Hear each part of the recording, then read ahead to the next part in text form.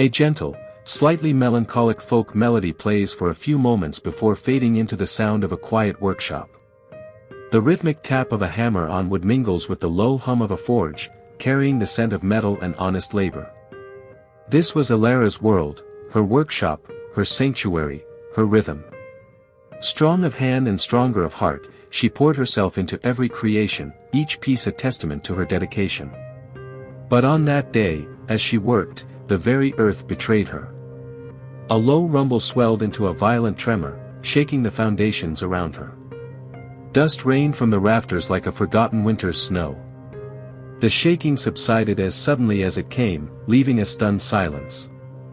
Then came the sounds, shouts, hurried footsteps, villagers rushing from their homes with fear etched deep into their faces. Elara stumbled outside, her heart pounding, scanning the chaos. Through the settling haze of dust, a figure emerged. Her breath caught. It was Tobias, her younger brother, his face smudged with soot and fear. But in his hand, clenched tightly, was a single loaf of bread. Her heartbeat quickened.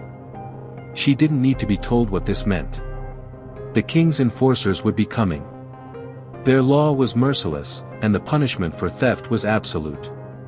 Tears burned hot in her eyes as she rushed to him. Tobias. Hide. The abandoned windmill, north of the village. Go, she whispered urgently. He looked at her, confusion flickering in his eyes, still just a boy caught too early in a man's world. She pulled him into a fierce embrace, her voice breaking into a desperate plea disguised as comfort. I'll lie to them. They won't punish you. Just, run. His footsteps faded as the distant shouts grew louder. Moments later, the enforcers thundered into the village, their armor gleaming, their voices hard and demanding. Woman. We seek a thief. A boy, dark-haired, with a stolen loaf of bread. Did you see him? One barked. Elara forced her voice steady, though it trembled at the edges. I saw him.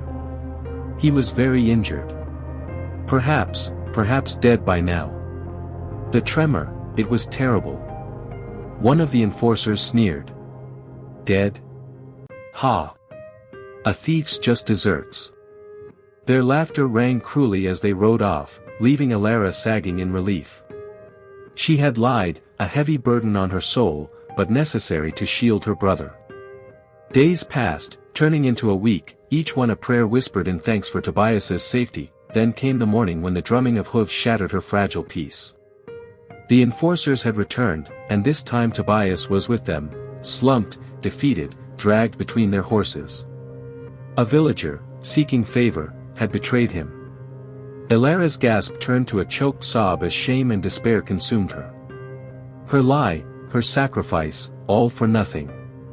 But before the enforcers could drag him away, the pounding of urgent hooves cut through the air.